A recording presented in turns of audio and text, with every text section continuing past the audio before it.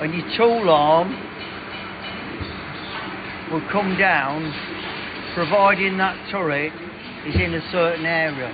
So it doesn't actually have to be at zero return. You can bring it in and the arm will still come down, but if you bring it in too far,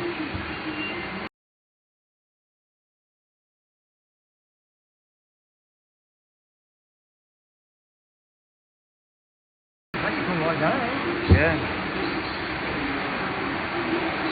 that's it, stop now. Yeah, so it's got an area. It's got like a stored stroke area that it must be working in.